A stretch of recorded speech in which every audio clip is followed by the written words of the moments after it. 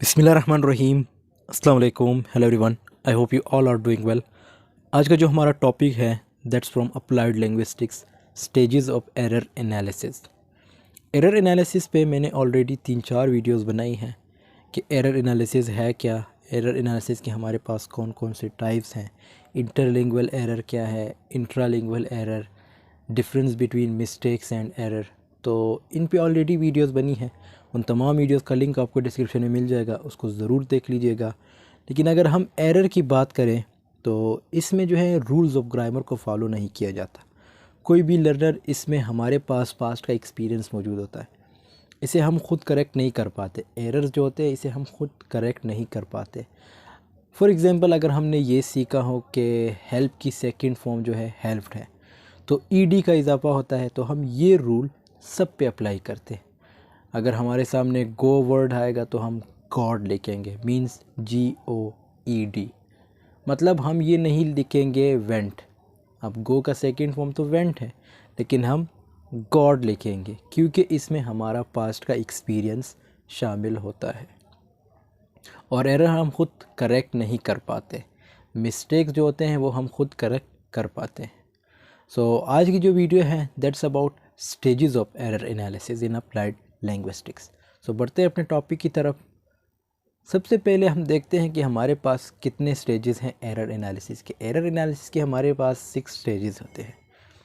जो पहला स्टेज है that's about recognition. Recognition means कि जब आप किसी को पढ़ा रहे हो या कोई सीख रहा है, जो सेंटेंसेस वो बना रहा है, तो उन सेंटेंसेस को एनालाइज करो। This is more necessary since many of the apparently well formed sentences may have deviation different from that assigned by the rules of the target language। अब यहाँ पे इम्पोर्टेंट वर्ड जो है डेविएशन है। Deviation का क्या मतलब है? अपनी जगह से, अपनी चीज़ से हिल जाना, मतलब चेंज हो जाना, उसको हम डेविएशन कहते हैं। और इसमें आपने ये देखना है, सपोज़ अगर कोई सेंटेंस है तो वो तो आपको वेल फॉर्म नज़र आएगा। आप ये देखेंगे कि वो बहुत खूबसूरती से बना है, मतलब उसका जो मीनिंग है वो अच्छा मीनिंग कन्वे करेगा, लेकिन उसमें डेविएशन भी मुख्तलिफ होती है, मतलब डेविएशन होगी। अब डेविएशन किस तरह? जो लैंग्वेज सीख रहे, जो टारगेट लैंग्वेज कोई भी हो सकती है, like English, French, Chinese, whatever language you are learning that comes in target language. So उसके कुछ रूल्स होते हैं। तो उसमें क्या होता है, डेविएशन आप करते हो। डेविएशन मींस अपनी जगह से हिल जाना, चेंज हो जाना, मतलब उन रूल से हट के बात करना, तो उसको हम डेविएशन कहते हैं। For example, if the learner does not know the rules for coming Plurals he may express his meanings correctly half the time. On the other hand, the learner may produce an utterance which is well formed। तो इस example का मतलब ये हुआ कि जो learner है वो कभी कभी जब प्लूरल फॉर्म करता भी है तो उसका मीनिंग जो है वो करेक्ट होगा, लेकिन आप जब अट्रेंसेस से मुराद अस्पोकन वर्ड, अस्पोकन स्टेटमेंट और वोकल साउंड, ये सब जो है अट्रेंसेस में आते हैं। लेकिन जब आप एट्रेंसेस को देखते हो, लेकिन अगर आप उन्हीं सेंटेंसेस को या उन्हीं वर्ड्स को कंटेक्स्ट में ले जाते हो तो वो गलत होगा।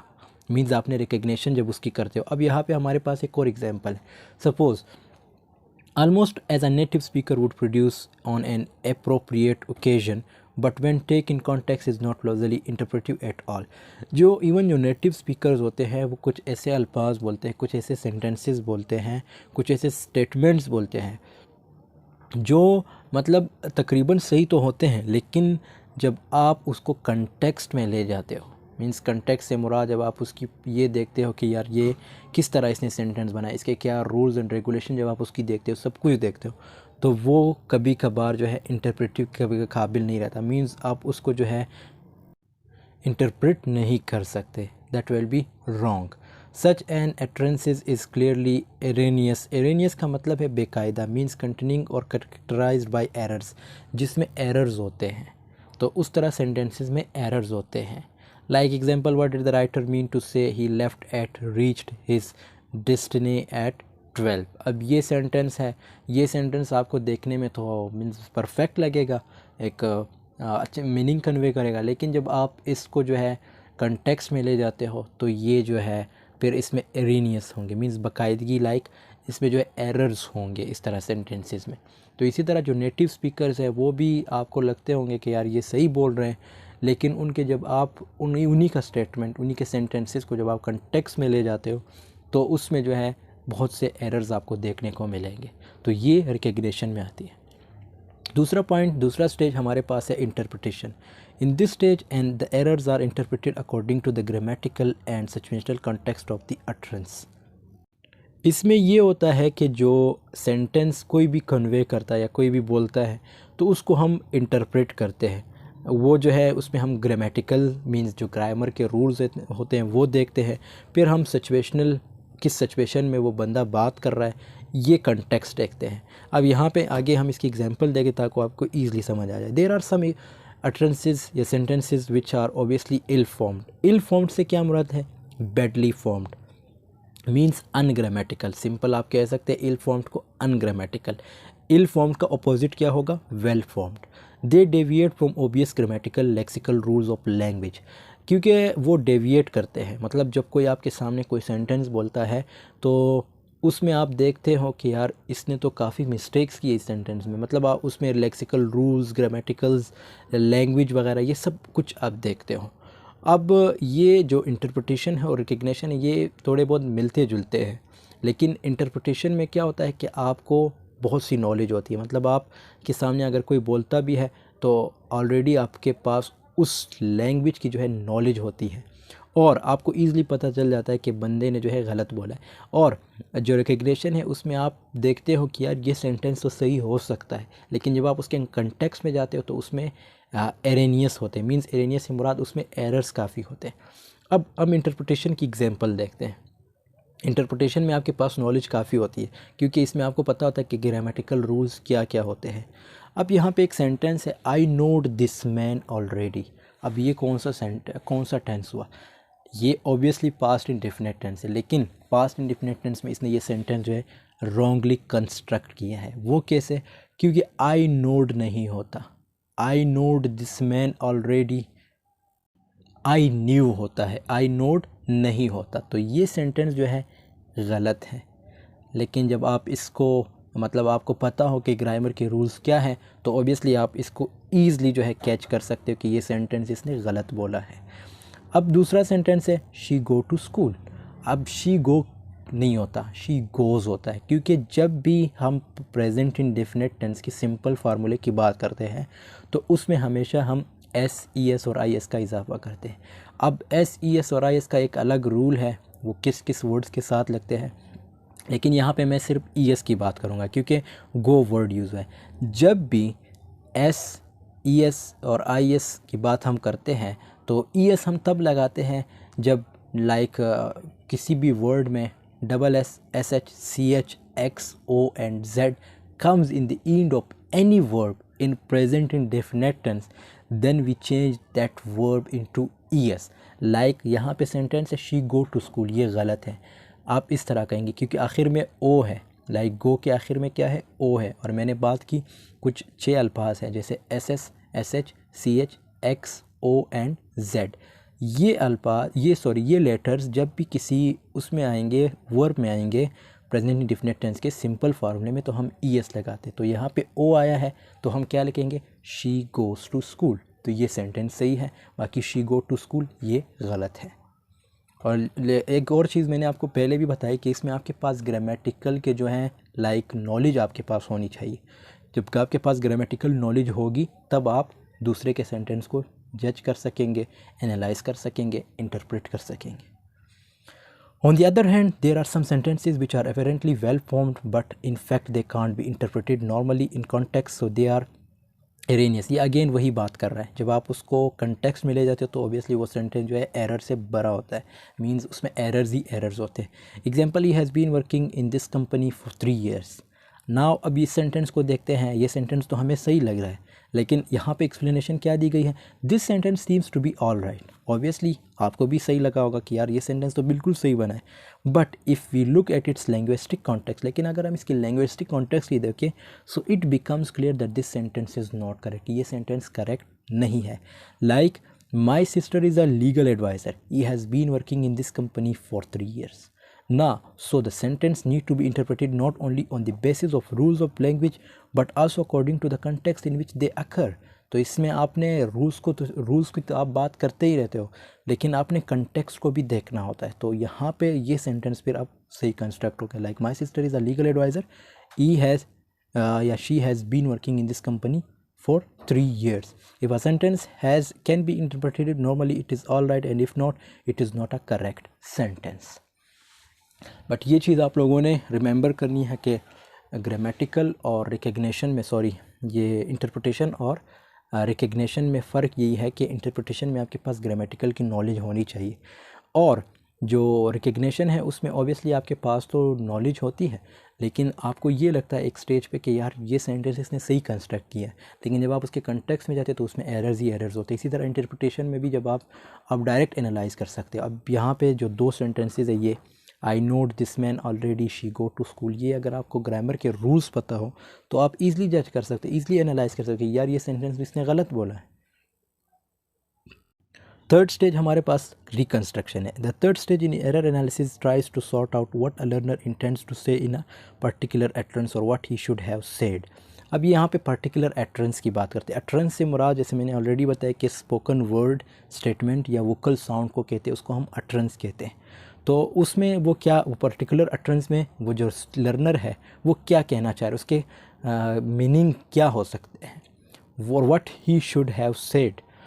For this purpose, a reconstructed sentence is devised with which the original utterance is to be compared. So error analysis is a sort of contrastive analysis. Contrastive analysis is, ये already मैंने error analysis में discuss किया है. Like S. Pitt Corder defines a reconstructed sentences when a native speaker of the target language would have said to express that meaning in the context, it is a transparent equivalent. तो reconstruction में क्या होता है कि reconstruction में यही बताया गया है कि अगर एक लर्नर कोई पर्टिकुलर अटरेंस जो है कंस्ट्रक्ट करता है, तो अगर आपको उसके मीनिंग का नहीं पता तो आप क्या करते हैं, एक नया सेंटेंस जो है रिकन्स्ट्रक्ट करते, फिर आप उसकी कंपैरिजन करते हो। मतलब क्यों कंपेयर, ताकि उसका मीनिंग निकाल सके।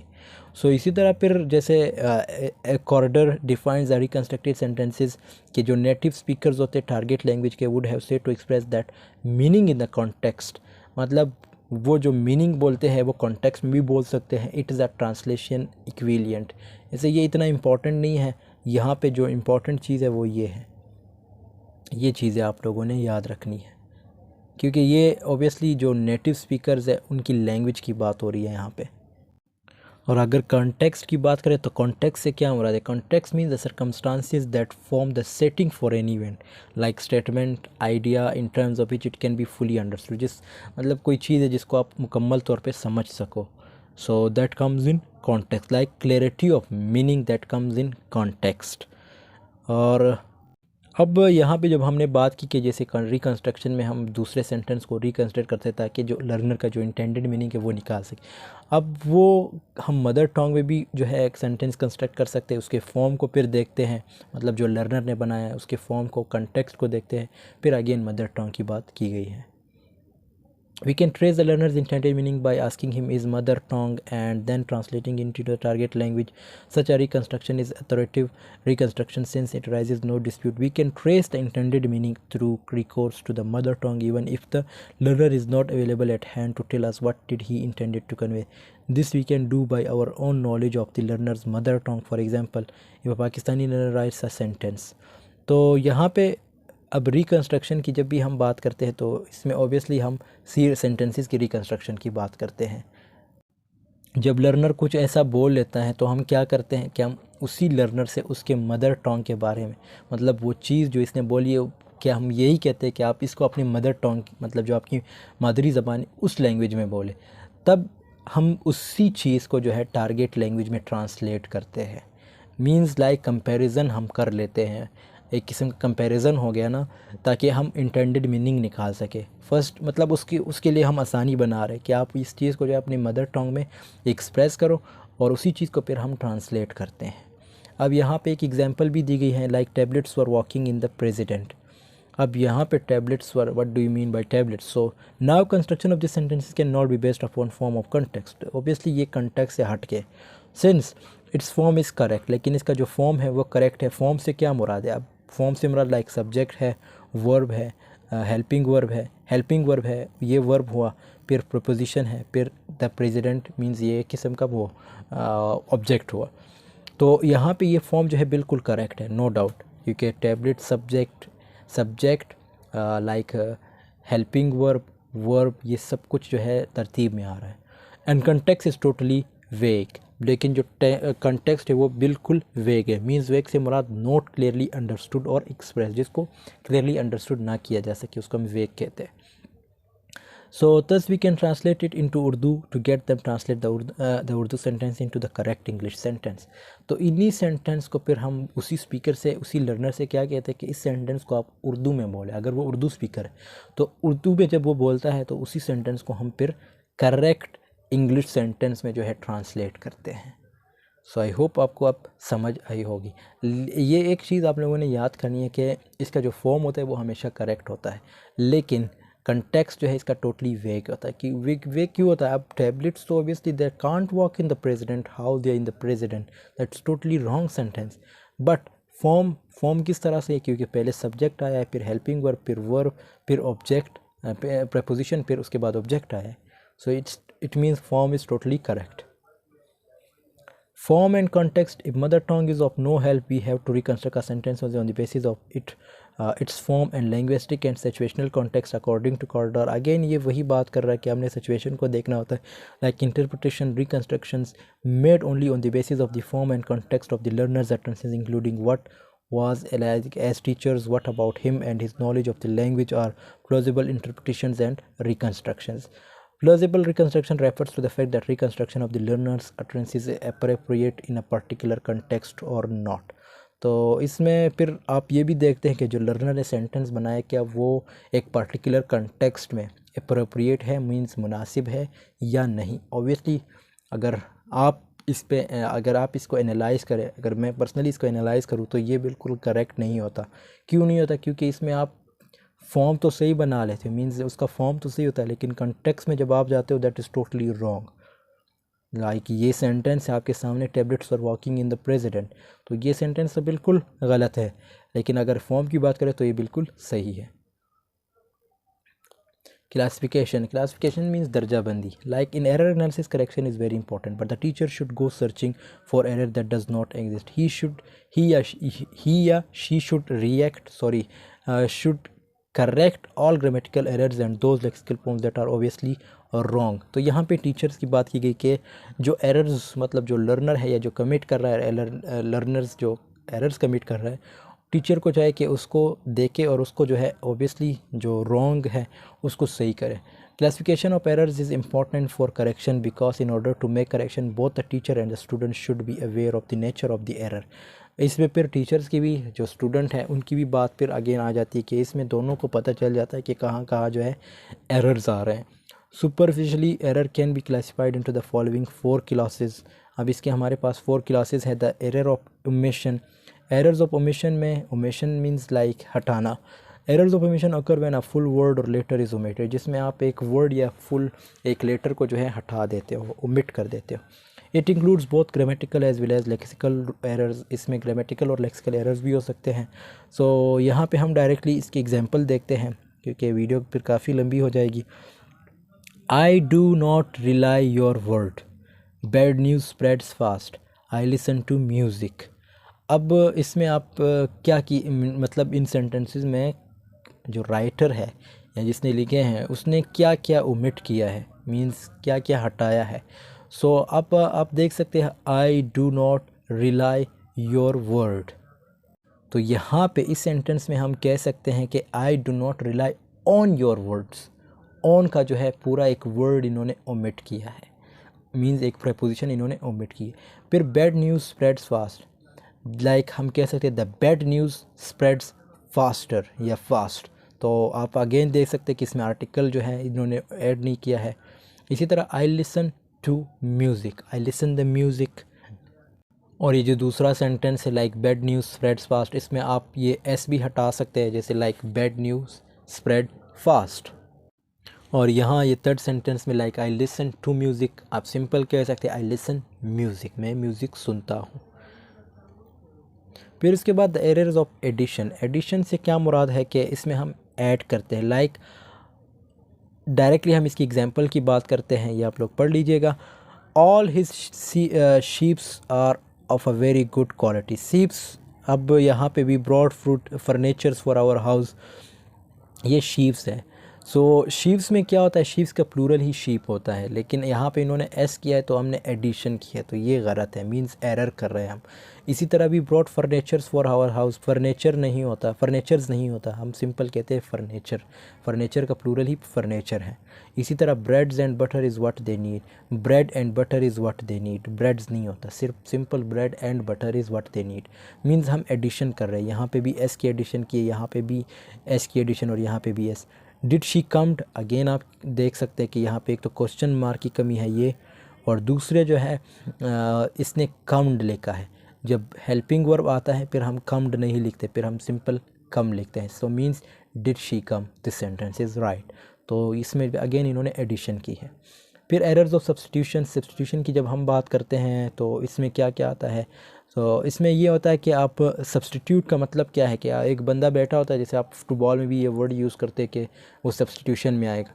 तो सब्स्टिट्यूशन में लाइक दे डिनाइड, डिनाइड का क्या मतलब है, रद्द करना। रिफ्यूज़ का क्या मतलब है, इनकार करना। Listening to me, like I will give या टेक माई एग्ज़ाम। अब दोनों वर्ड हैं, इसमें आप मतलब सब्स्टिट्यूट है, आप कोई भी उठा सकते हो, कोई भी लिख सकते हो। इसी तरह she is more intelligent than मी। अब यहाँ पे आप थोड़े मतलब एक कन्फ्यूजन भी क्रिएट होती है, क्योंकि अगर सेकंड एग्जांपल की बात करें सेम, फिर हम थर्ड की बात करेंगे। जैसे गिव और टेक में क्या फ़र्क है, अब गिव जो है, जो टेक है वो ऑब्वियसली हम पेपर के लिए यूज़ करते हैं, लेकिन आपने अमूमन लड़कों को देखा होगा वो क्या कहते हैं, I will give my exam, I will take my exam. तो ये चीज़ें आपने देखनी होती है, ये इसमें भी जो लोग हैं वो कंफ्यूज रहते हैं, मींस एरर्स कमिट करते हैं। तो यहाँ पे टेक वर्ड सही है, इसी तरह यहाँ पे रिफ्यूज़ड वर्ड सही है, दे रिफ्यूज़ड लिसनिंग टू मी। इसी तरह she is more intelligent than me होता है, आई नहीं होता, ठीक है। उसके बाद this book is preferable than that या टू दैट। सो आप देख सकते हैं, फिर इसमें इन्होंने टू वर्ड यूज़ किया। इसी तरह I have lost my roller, can I land, can I बारो योर्स। तो बारो वर्ड सही है, लैंड सही नहीं है। इसी तरह यहाँ पे दैट वर्ड सही है, टू सही नहीं है, सॉरी टू सही है, दैट सही नहीं है। और बाकी एग्जांपल हमने तो डिस्कस कर लिए। रीऑर्डरिंग, अब रीऑर्डरिंग में क्या होता है कि हम जो है syntax and arrangement is very important in almost all languages. In language like English the whole meaning of the sentence is dependent on the order of the orders, on the order of the words. When the arrangement is disturbed, meaning is also disturbed. Examples of the error syntax are as follows, like he always speaks the truth always. तो इसमें हम reorder की जब भी हम बात करते हैं, हम ये देखते हैं कि जो वर्ड्स होते हैं उसको हम सही ऑर्डर में नहीं लिखते। अब यहाँ पे पहला एग्जांपल है हमारे पास, he always speaks the truth. अब यहाँ आखिर में फिर ऑलवेज लिखा गया है। सो आप ये कह सकते हैं कि he speaks the truth, truth always, means always आप लास्ट में लगाओ क्योंकि स्टार्ट में नहीं लगता। I only did only two sums, I only या I did only two sums, ये ओनली यहाँ पे सही है। उसके बाद I can you tell us how is he, या आप इस तरह कह सकते हैं कि can you tell us how he is, कि वो कैसा है, तो ही यहाँ पे सही है। I often meet him at the corner of the street often, अब ओपन यहाँ पे गलत है, ओपन यहाँ पे सही है। I often meet him, often आपने अमूमन देखा कि स्टार्ट में यूज़ होता है। एप्पल शी ईट्स, तो एप्पल जो है यहाँ पे एंड में नहीं होता, आपने हमेशा जो है यहाँ पे सबसे पहले शी लिखना है, like she Yeats Apple, like Apple sorry and में लगेगा क्योंकि एप्पल स्टार्ट में नहीं लगता। जब आप दो सब्जेक्ट एक साथ नहीं लिख सकते, एप्पल भी एक सब्जेक्ट हो उसी तरह शी भी एक सब्जेक्ट हो, तो आप शी जो है पहले लिखेंगे, लाइक शी एट्स एप्पल, तो ये एक प्रेजेंट इंडेफिनिट टेंस बन गया। मतलब आपने ऑर्डर्स देखने होते हैं, सेंटेंस को देखना होता है कि सेंटेंस में जो वर्ड्स है वो किस तरह उन्होंने लिखे हैं। Like he always speaks the truth, I only या I did only two sums या I only did two sums. इसी तरह can you tell us how is he या हाउ ई इज़, तो ये सब आपने देखना होता है। फिर उसके बाद explanation, The fifth stage and the ultimate object of the error analysis explanation. This stage is psycholinguistic in nature, since it attempts to account for how and why the learner's utterances are erroneous. इस मतलब इसमें आपने ये देखना होता है कि एक लर्नर है वो एरर्स कमिट करता है, वो क्यों करता है, उसकी क्या वजह है, मतलब साइकोलॉजिकल उस पर देखना होता है आपने. Some of these explanation of this performance phenomenon are like one explanation is that the learner is carrying over the habits of the mother tongue into the second language. अब ये एक एक्सप्लेनेशन ये दी जाती है कि भाई जो एक्सप्लेनेशन है ये जो एरर बंदा कमिट करता है, जो लर्नर एरर्स कमिट करता है, उसकी मेन वजह क्या होती है, इसकी मदर टंग होती है. वो अपनी मदर टंग को जो है टारगेट लैंग्वेज में यूज़ करता है. सपोज़ अगर उसकी मदर टंग जो है उर्दू है, तो वो उर्दू के अल्फाज की वजह से जो टारगेट लैंग्वेज जो सीख रहा है, अगर इंग्लिश सीख रहा है तो तभी एरर्स वो ज़्यादा कमिट करेगा, क्योंकि वो उसमें अपनी जो मदर टंग है उसको यूज़ कर रहा है अपने टारगेट लैंग्वेज. तो ये एक वजह ये बताई गई है. This is called interference and in some way it is some to prevent the acquisition of second language that habits. The other explanation is that language learning is some sort of data processing and hypothesis forming activity of a cognitive sort. तो यहाँ पे cognitive sort की बात की गई है, मतलब ये हमारे माइंड से रिलेटेड है कि इंसान जो है इम्परफेक्ट है, तो ऑब्वियसली वो एरर्स कमिट करता रहेगा चाहे वो 100 बार सीखे. According to this view, learners' errors are a sign of false hypothesis which thought that observation correction enables him to reformulate a more accurate hypothesis about the target language. This view suggests that the making of errors is an inevitable and indeed necessary part of the learning process. ये again वही बात कर रहा है जो मैंने अभी बताई कि इंसान जो है इम्परफेक्ट वर्ल्ड में रहता है तो वो एरर्स जो है कमिट करता रहेगा. Like the correction of error provides the sort of negative evidence which is necessary to discover the correct concept of rule, thus making errors enhance and speeds up the process of language teaching and learning. और इसमें एक और चीज़ यहाँ पे mention की गई कि teaching भी इम्पॉर्टेंट है, मतलब टीचर जो है वो किस तरह पढ़ाता है, जो लैंग्वेज वो टीच करा रहा है, अब वो टीचर किस टाइप का है. अब यहाँ पे आप लोगों ने अमूमन नोट किया होगा कि जो इस्लामियात का टीचर है वो इंग्लिश पढ़ा रहा होता है, तो इससे भी जो है एरर्स कमिट होते हैं, स्टूडेंट पे मतलब इफ़ेक्ट पड़ता है, जो लर्नर है जो सीख रहा है उस पर इफ़ेक्ट पड़ता है, वो एरर्स फिर कमिट करेगा क्योंकि वो उस चीज़ का टीचर है ही नहीं. आपको किसी और सब्जेक्ट का टीचर आपको पढ़ा रहा है तो ऑब्वियसली आप एरर्स कमिट करेंगे. So this was all about today's. I hope this video has been helpful for you. Video थोड़ी लंबी हो गई है but I tried my best कि आप लोगों को समझ आए. फिर भी आप लोगों को क्वेश्चन हो तो आप पूछ सकते हो कमेंट सेक्शन में, और इंस्टाग्राम पे आप पूछ सकते हो. इंस्टाग्राम अकाउंट भी मेरा सेम इसी चैनल के नाम से है. मिलते हैं नेक्स्ट वीडियो में. वीडियो पसंद आई है तो लाइक शेयर कमेंट ज़रूर कीजिएगा. अल्लाह हाफ़िज़. Take care of yourself.